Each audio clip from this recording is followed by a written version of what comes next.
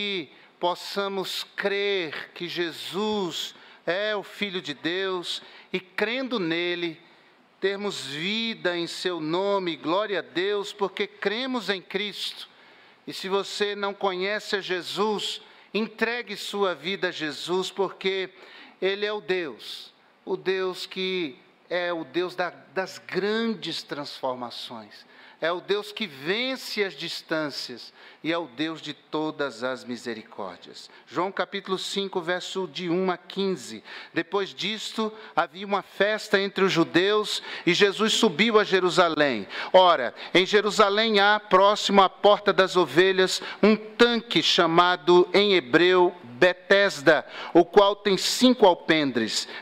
Nestes jazia grande multidão de enfermos, cegos, mancos e ressecados, esperando o movimento da água, porquanto um anjo descia em certo tempo ao tanque e agitava a água. E o primeiro que ali descia, depois do movimento da água, sarava de qualquer enfermidade que tivesse.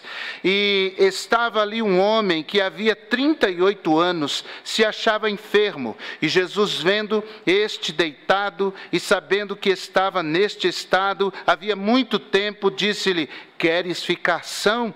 E o enfermo respondeu-lhe: Senhor, não tenho homem algum que, quando a água é agitada, me ponha no tanque, mas enquanto eu vou, desce outro antes de mim. Jesus disse-lhe: levanta-te, toma o teu leito e anda.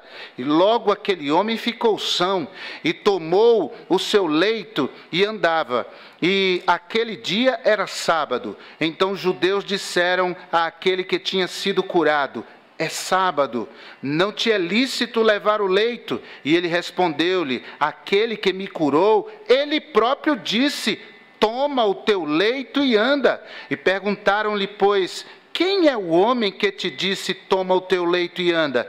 E o que fora curado não sabia quem era, porque Jesus havia se retirado em razão de naquele lugar haver grande multidão. Depois Jesus encontrou-o no templo e disse-lhe: eis que já estás são, não peques mais, para que não te suceda alguma coisa pior. E aquele homem foi e anunciou aos judeus que Jesus era o que o curara. Bendito seja o nome do Senhor. Ó Pai, obrigado por tua graça que nos visita, por tua graça que nos basta, em nome de Jesus. Amém. Podem se assentar. Se puder abaixar só um pouquinho aqui, abaixar. 35 milagres, aproximadamente, Jesus operou durante os seus anos de ministério salvífico. Esses que foram registrados nos evangelhos. Desses 35, 7 Jesus realizou e foram registrados por João no Evangelho. Milagres estes que ele chamou de sinais, ou seja, eles sinalizam alguma coisa, eles revelam alguma coisa, eles desejam nos ensinar alguma verdade fundamental a nós que conhecemos a Cristo e àqueles que ainda não tiveram um encontro vivo com Jesus Cristo, a fim de que, sabendo o que esses sinais estão querendo dizer, eles possam crer que Jesus é o Filho de Deus e, tendo nele crido, tenham vida e vida em seu nome. Agora, esse terceiro milagre, ele é interessante por algumas razões. Em primeiro lugar, esse milagre aconteceu em Jerusalém. Jesus havia operado 2 milagres, 2 sinais anteriores na Galileia. E agora ele vem para a Judéia. É interessante esse aspecto, por quê? Porque a Galileia era conhecida como a Galileia das nações. Havia uma miscigenação muito grande na região da Galileia. Havia inclusive nichos, altares altares a outros deuses. Mas, curiosamente, a receptividade dos habitantes da região da Galileia para Jesus era muito grande. Já na Judéia, precisamente em Jerusalém, a resistência a Jesus era maior. Jerusalém era a capital religiosa, como é hoje, do povo judeu. Jerusalém, o lugar onde o templo havia sido erigido. Jerusalém, o lugar da religião oficial judaica daqueles dias. Então, uma resistência muito maior diante do conservadorismo daquela região e a resistência ao que Jesus falava ou fazia. Esse milagre também é interessante porque ele aconteceu durante uma festa. E nós não sabemos que tipo de festa era. Se era da Páscoa, se era dos tabernáculos, se era de Pentecostes ou alguma outra festa. O fato, irmãos, é que Jesus passou pela porta das ovelhas. É isso que o texto sagrado nos diz. E foi na direção do tanque de Betesda. Fizemos esse mesmo caminho. Saímos lá do Monte das Oliveiras, passamos pelo jardim do Getsemane, descemos a pé, cruzamos o vale e subimos, entramos pela porta das ovelhas e fomos na direção do tanque de Betesda. Ao lado do tanque de Betesda hoje existe uma igreja enorme construída, e uma igreja que tem uma acústica extraordinária. E aquele grupo de irmãos que foram conosco, nós nos reunimos num lugar ali bem específico, onde a acústica é perfeita, e nós cantamos hinos que glorificam o nome do Senhor. Um testemunho para todos aqueles que ali estavam ouvindo o nosso povo bendizendo o nome do Senhor. Ele vai, Jesus, ao tanque de Betesda, e esse tanque, segundo alguns eruditos, esse lugar era um lugar visitado por pelo menos 3.000 pessoas. Quando se fala de uma multidão de cegos, mancos, coxos, ressecados, o número que se avolumava ali no tanque de Betesda era altíssimo. E eles esperavam um agitar, um mover das águas.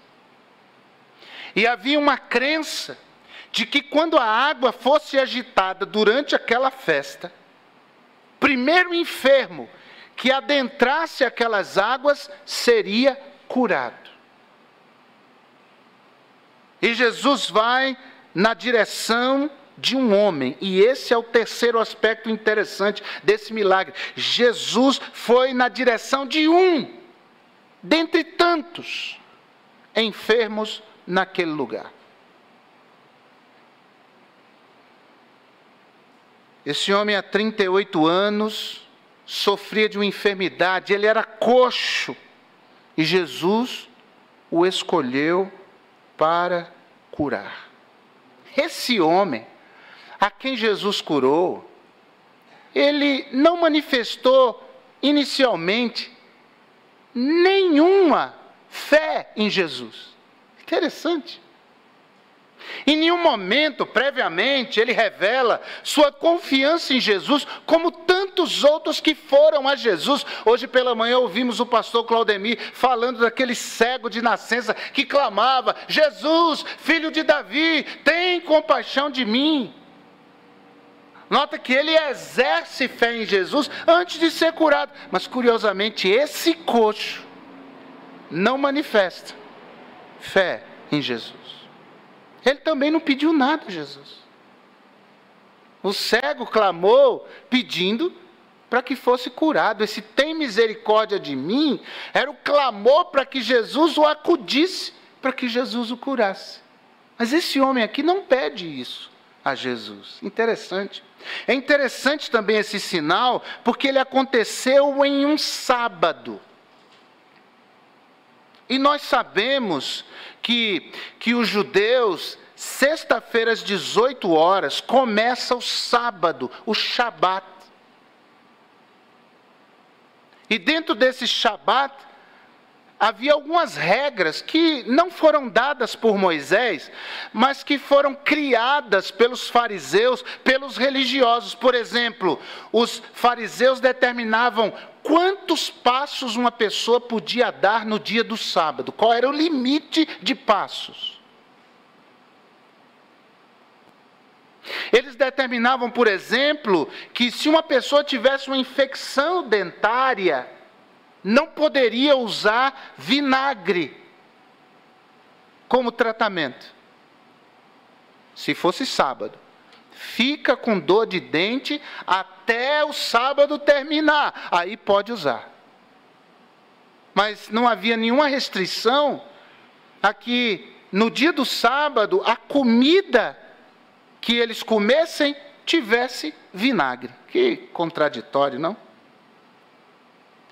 No dia do sábado, depois da cura, as pessoas viram aquele coxo carregando a sua cama, uma espécie de tapete.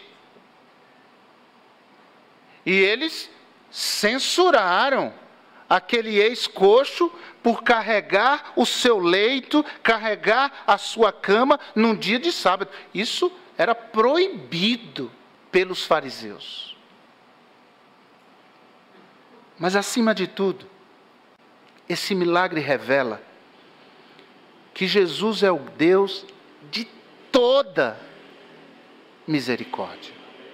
Betesda é uma palavra hebraica, na verdade é a junção de duas palavras, bet, que é casa, e esda, que é misericórdia. Então, aquele era o tanque chamado de Casa da Misericórdia. Mas, curiosamente, não havia nenhum religioso lá para acudir aquelas pessoas. Aquele era um gueto de miseráveis, de gente que vivia às margens da sociedade, de gente que ninguém queria se aproximar. Mas Jesus foi ao encontro dessa gente. Irmãos, se nós não formos ao encontro daqueles que necessitam, Jesus um dia vai nos cobrar.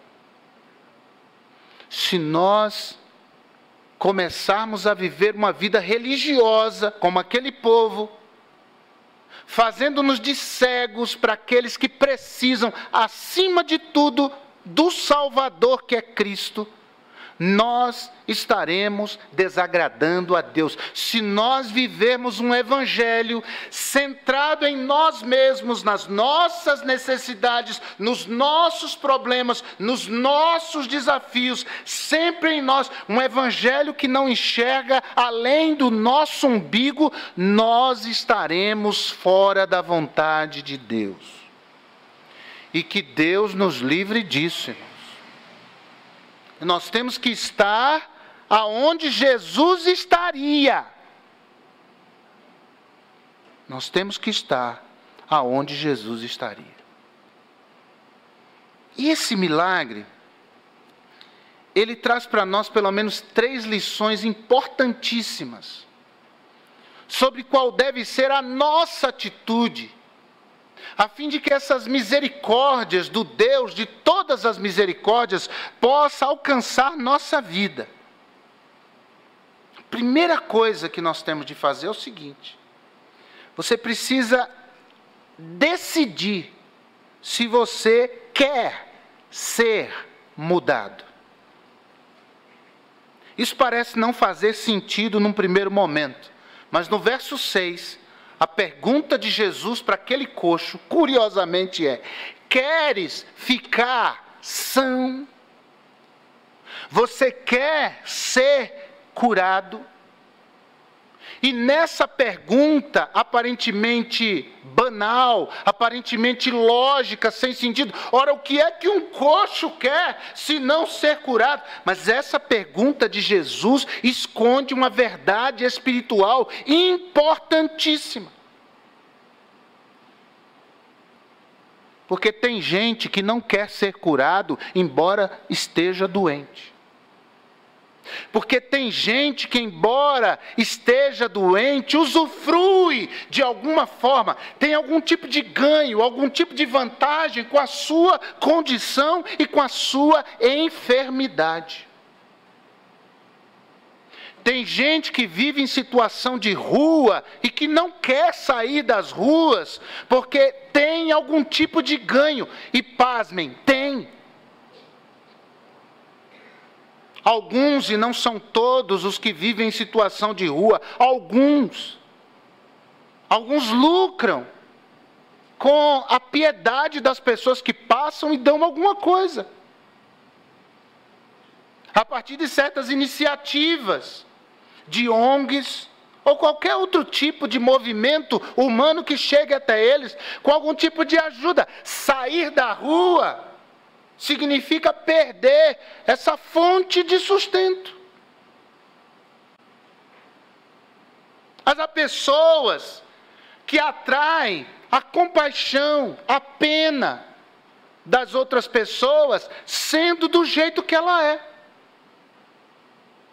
Para ele é muito mais vantajoso. Afinal de contas, se eu for uma pessoa curada, ninguém vai mais olhar para mim, ninguém vai mais se aproximar de mim, ninguém vai mais perguntar como é que eu estou. Eu acredito que é por isso que tem tanta gente quando responde essas perguntas assim: como é que está? Está tudo bem? Ah, não está não. Ah, não está, o que é que houve? É só para chamar atenção. É só para ter atenção.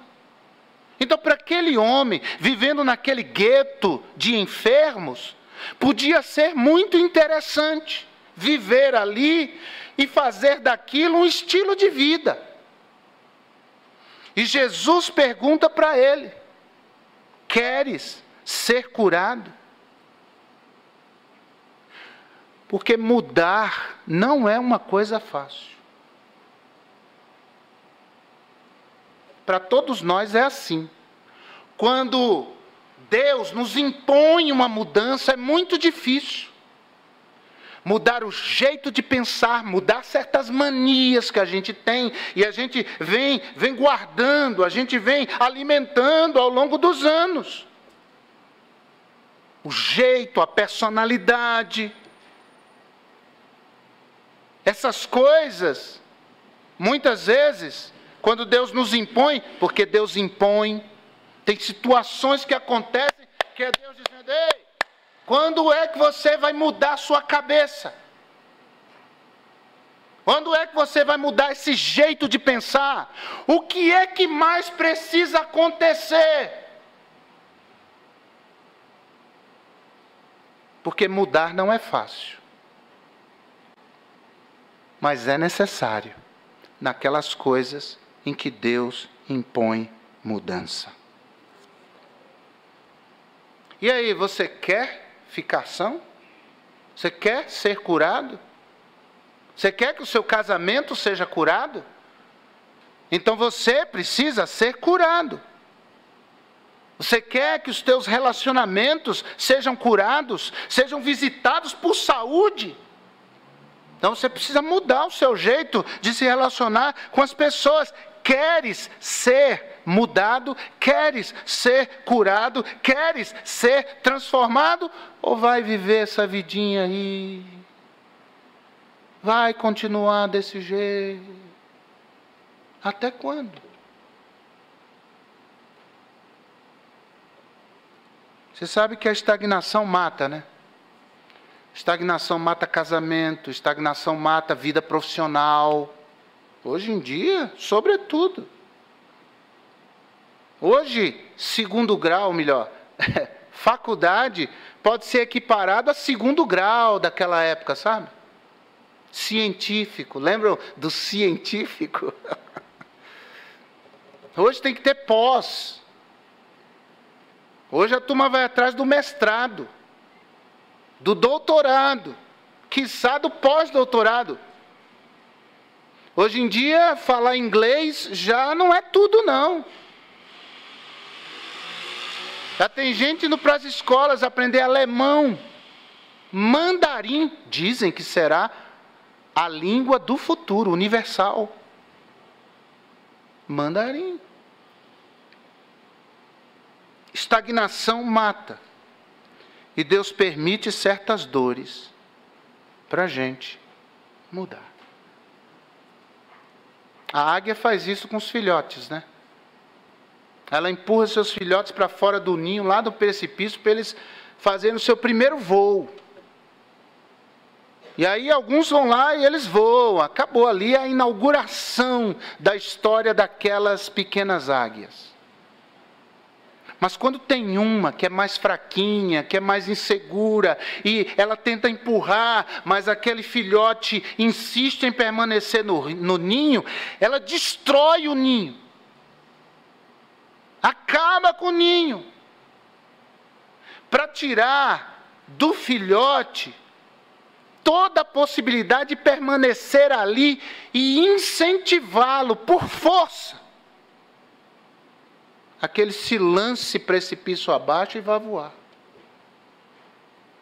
E é por isso que nós, pais, não podemos superproteger os nossos filhos, senão eles crescem sem confiança, sem segurança. Eles têm que ser expostos a certas situações. A gente fica perto, a gente fica de olho, a gente observa. Eu me lembro a primeira vez que meu filho foi na padaria sozinho. Garotinho.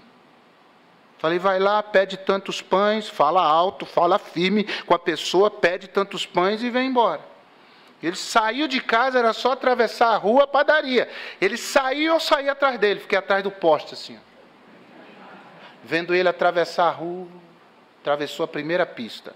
Ficou no canteiro ali, atravessou a segunda, entrou na padaria. Aí fiquei esperando ele sair. Aí quando ele... Entendeu?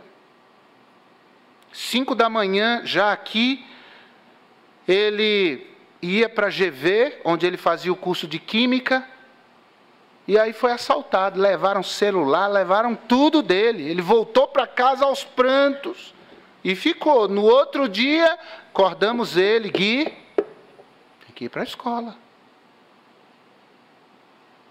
Pode ter medo, acontece, vai lá. É aquele garoto que nunca tinha visto uma arma na mão de alguém, viu isso no dia anterior, lá vai ele. E eu, está de trás do poste, bem na frente da casa pastoral tinha um poste. Lembra desse poste grande?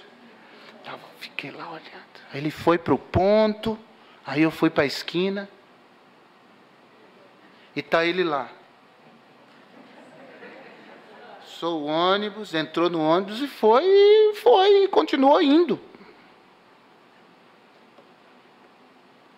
Para que nós busquemos novos tempos, muitas vezes, Deus empurra a gente no caminho da dor. Você precisa decidir se você quer ser curado ou não. Segundo, você precisa parar de se justificar. Versículo 7. O homem não responde à pergunta de Jesus. Jesus diz, queres ficar são? Em vez de ele responder, sim, quero. O que ele responde? Ah, Senhor, é que quando a água mexe, sempre vem alguém antes de mim e entra lá. Mas não foi isso que Jesus perguntou. Pare de se justificar. Eu não tenho ninguém que me ajude a chegar lá e me colocar dentro daquela água. Eu não tenho ninguém que me ajude nessa vida. Ninguém é por mim. Eu sou sozinho. E começa a se queixar, e começa a murmurar, e começa a arrumar desculpa, e começa a arrumar justificativa, e começa a jogar a culpa nos outros. Tem gente que diz... O problema da minha vida é que eu nasci no país errado. Se eu tivesse nascido nos Estados Unidos, na Europa, irmão, você é privilegiado, você nasceu no Brasil. E louvado seja Deus por isso. Somos brasileiros do papo verde e amarelo. Amamos nossa nação. Os nossos políticos não são dignos de liderarem a nossa nação. Eu estou falando de todos os escalões, seja federal, municipal, estadual. Eles não são, eles não merecem. O nosso país é bom demais. Nosso povo é um povo bom demais. Eu diria até bom, até demais. Mas tem gente que sai com ela. O meu problema é que eu nasci na família errada.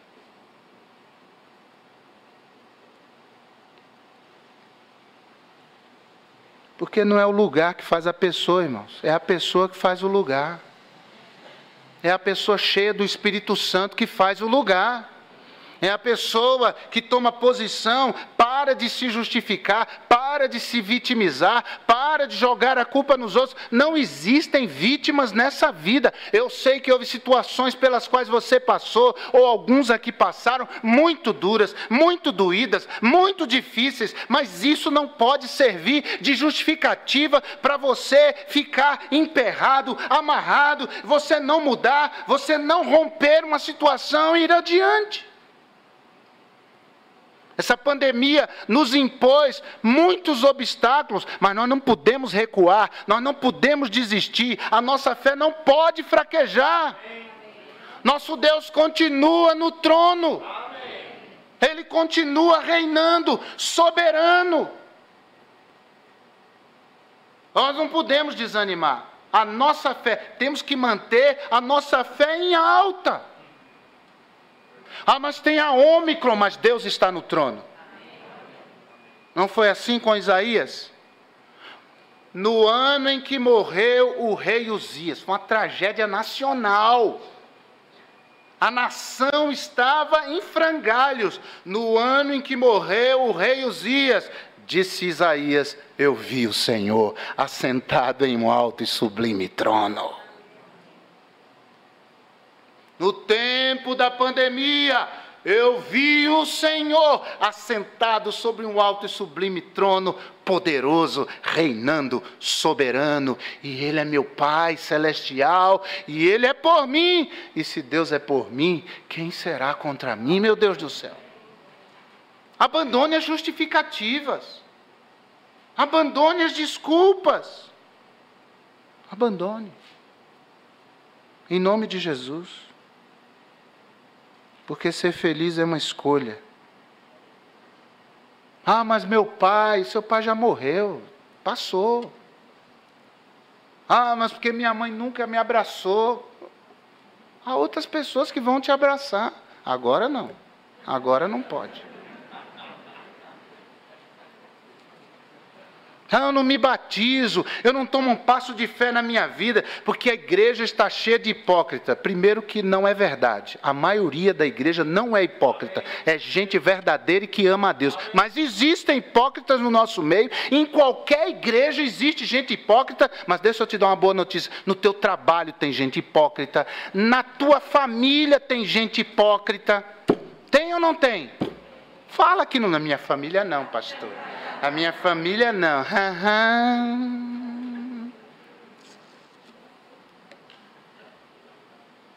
Abandone as justificativas e as desculpas em nome de Jesus e você alcança a misericórdia e o favor de Deus. Terceiro, você precisa tomar uma atitude. Jesus incitou esse homem a uma ação, versículo 8. É para levantar, é para tomar o seu leito e é para andar. E aquele homem reagiu à palavra de Jesus. Irmãos, quando Deus fala com a gente, se Deus está falando com você, tome uma atitude. O rapaz disse assim para a moça, eu não vou namorar com você não, porque você fuma. Isso é uma história real. Eu não vou namorar com você não, porque você fuma. Ela, na hora, pôs a mão no bolso, jogou a carteira de cigarro no chão e disse, quem é que fuma aqui? Eu não fumo mais não, parei agora. É uma história verdadeira. Parou de fumar e nunca mais fumou. Casou com um rapaz e não fumou mais. Irmãos, Deus espera uma atitude da gente. Eu vou agradar o Senhor. Eu vou ser fiel ao Senhor nas minhas finanças. Eu vou honrar o Senhor. Eu vou ler a palavra do Senhor todo dia. Eu vou orar de joelhos. Eu vou continuar a persistir em oração por aquilo que eu estou pondo diante de Ti. Às vezes, nós ignoramos coisas que mudariam a nossa vida. Sabe por quê? Por simples dureza de coração.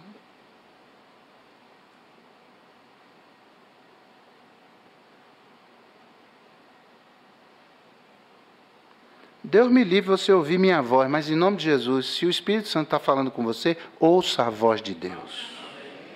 Aquele homem tomou uma atitude, então toma uma atitude, pegue seu leito. Amanhã vá atrás do emprego.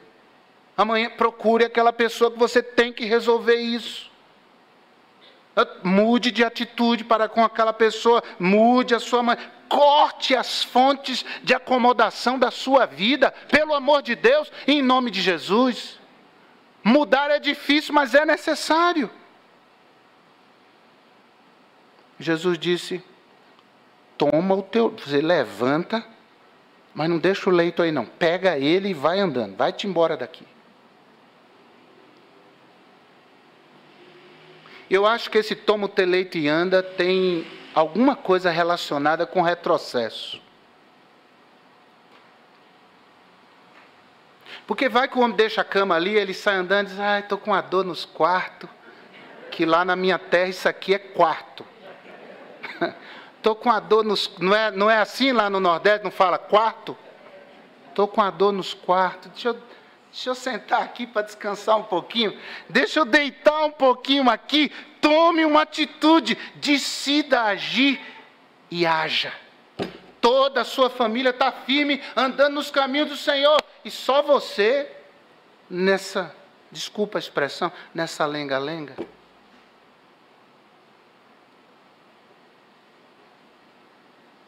Aos leprosos, Jesus disse, vão e mostrem-se aos sacerdotes, e eles foram.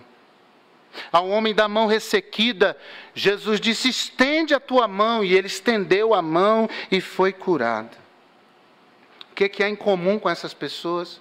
É que a palavra entrou no coração dessas pessoas, e elas agiram. Então faça a sua parte, em nome de Jesus. Versículo 15, e aquele homem foi e anunciou aos judeus que Jesus era o que o curava. As misericórdias de Deus, irmãos, estão à nossa disposição. Porque há muita gente que acha que o problema é com Deus. O problema é com a Bíblia. Não tem nada de errado com Deus e sua palavra. Somos nós. Então a gente precisa mudar nossa cabeça hoje, em nome de Jesus. Deus está nos chamando para mudar certos valores. Como eu disse, certas manias. Deus está chamando a gente para fazer diferente. Levanta, toma o teu leito e anda. E esse homem, ele foi alcançado pela misericórdia de Deus. E quem somos nós sem a misericórdia de Deus? O que podemos fazer sem as misericórdias de Deus? O que podemos realizar sem as misericórdias de Deus? O quê? No que está em Deus, eu tenho certeza. O pastor Josué dizia, né? Quando eu penso em Deus, eu nunca penso num Deus com as mãos encolhidas. Lembram disso? Sempre falava isso. Quando eu penso em Deus, eu penso num Deus de mãos abertas, pronto para abençoar. E o seu trono de graça e misericórdia está à nossa disposição, porque Jesus abriu o caminho pelo seu sangue até Ele. Tome uma atitude em nome de Jesus. E permita que essas misericórdias tomem conta da sua vida. Você podia orar comigo agora. Você podia falar com Deus agora. Tem alguém aqui que é crente em Jesus. Mas de verdade, Deus tocou a sua vida hoje. Eu já sou crente, mas olha, Deus falou comigo e eu estou decidido a tomar uma atitude hoje. Uma atitude hoje. Será que tem alguém aqui que é crente, está tomando decisões hoje? Deus te abençoe. Deus te abençoe. Amém. Deus abençoe. Amém. Deus abençoe. Amém. Deus abençoe. Na galeria, Deus abençoe. Deus falou comigo. Eu sou crente em Jesus Cristo.